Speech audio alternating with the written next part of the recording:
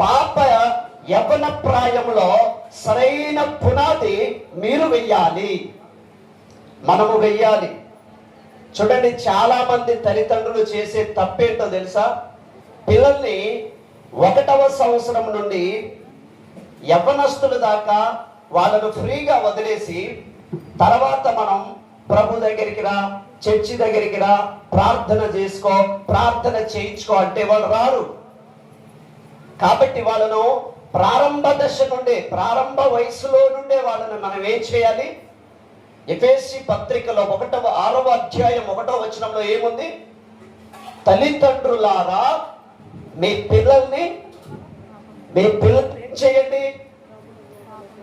మీ పిల్లల్ని ప్రభువు బోధలో, అలాగే చదవండి, పిల్లలారా ప్రభువునందు మీ తల్లిదండ్రులకు విధేయులై ఉండుడి, ఇది ధర్మమే. బైబిల్లో ఏముందంటే మీ పిల్లల్ని ప్రభువు బోధయందు శిక్షణలో పెంచండి అని రాయబడింది. తల్లిదండ్రుల బాధ్యత ఏంటో తెలుసా? గర్భఫలము యెహోవా ఇచ్చు బహుమానము. గర్భఫలస్తిని మీరు ఎలా పడితే అలా వినియోగించడానికి లేదు, ఎలా పడితే అలా పెంచడానికి లేదు. దేవుడిచ్చిన ఆ దేవుడే మీ పిల్లల్ని ఎలా పెంచాలో కూడా బహుస్పష్టంగా పరిశుద్ధ గ్రంథంలో రాయించాడు. మొట్టమొదటిది, యవనయుడిలో అడుగు పెడుతున్న మీ బిడ్డకు మీరు నేర్పించాల్సిన మొదటి పని ఏంటంటే గాడ్స్ ఫియర్. ఫస్ట్ ఏంటి మన పాపకు నేర్పించాల్సింది? దేవుని యందు భయం. పిల్లల్ని పెంచాలి, పిల్లల్ని ఎదిగించాలి, పిల్లల్ని అభివృద్ధి చేయాలి, పిల్లలకు మంచి విద్య ఇవ్వాలి, పిల్లలకు మంచి ఆహారం ఇవ్వాలి, పిల్లలకు మంచి వస్త్రాలు ఇవ్వాలి. వీటితో పాటు సమానంగా పిల్లలకు దేవుని పట్ల భయం అనేటువంటి నారు పునాది క్రైస్తవ తల్లిదండ్రులు చేయాల్సిన పని. దేవుని ప్రశస్త నామానికి మహిమ కలుగును గాక. చూడండి, దేవుని యందు మీ పాప భయపడటం నేర్పించారనుకోండి, మీ పాపకు 5 ఆశీర్వాదాలు తన తల మీద దేవుడు కురిపించబోతున్నాడు. మీ పిల్ల యొక్క తల ఎండినటువంటిదిగా ఉండదు ప్రియులారా. సాక్షాత్తు పరిశుద్ధాత్మ దేవుడే స్వయముగా ఆశీర్వాదం అనే నూనె తీసుకొని జెస్సి పాప తల మీద పోయబోతున్నాడు. ఏం చేయడం ద్వారా? మన పిల్లలకు ఫస్ట్ నేర్పించాల్సింది దేవుని భయం. పిల్లలకు మనము నేర్పించాలి. మీకు చిన్న ఉదాహరణ చెప్పేదా? దేవుని భయం ఎలా మన పిల్లల్లోకి వస్తుంది? ఎట్లా వస్తుంది? ఎలా మన పిల్లల్లో దేవుడంటే ఓ భయం ఏర్పడుతుంది? దానికి బైబిల్లో ఓ చక్కటి సందర్భం ఉంది.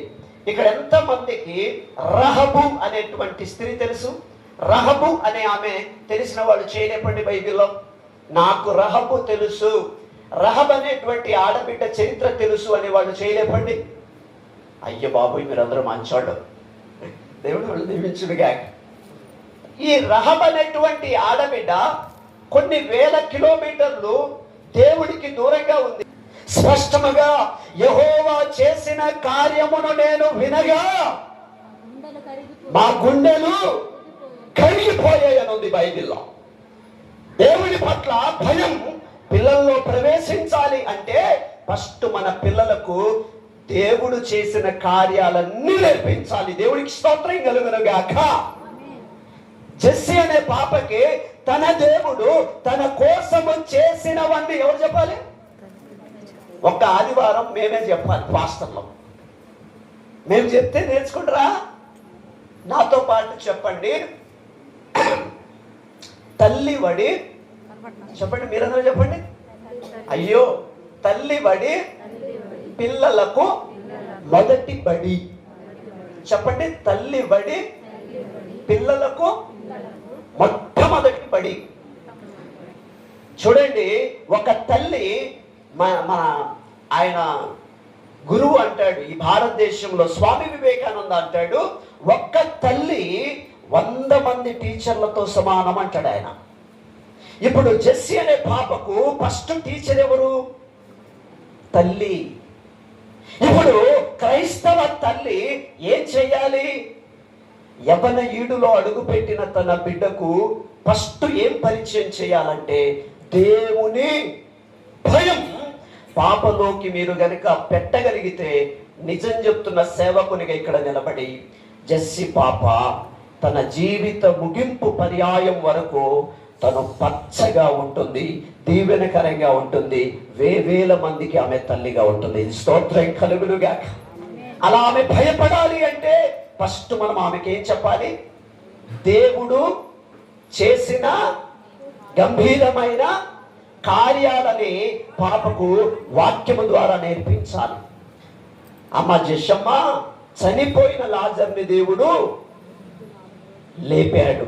అమ్మ జెస్సమ్మ, నీటిని దేవుడు ద్రాక్షారసంగా మార్చాడు. అంతేకాదమ్మా, అంతేకాదు తల్లి, ఈ భూమి మీద ఎక్కడా చూడని ఒక అద్భుతం ఏంటంటే సముద్రాన్ని దేవుడు 2 ముక్కలుగా చేసి నిలబెట్టేశాడు. స్తోత్రం.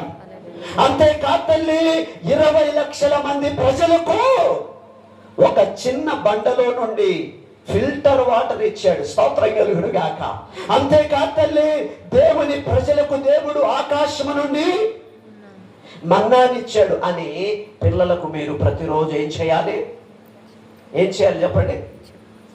నేర్పిస్తూ ఉన్నప్పుడు వాళ్లకు తమ దేవుని పట్ల ఏం కలుగుతుంది?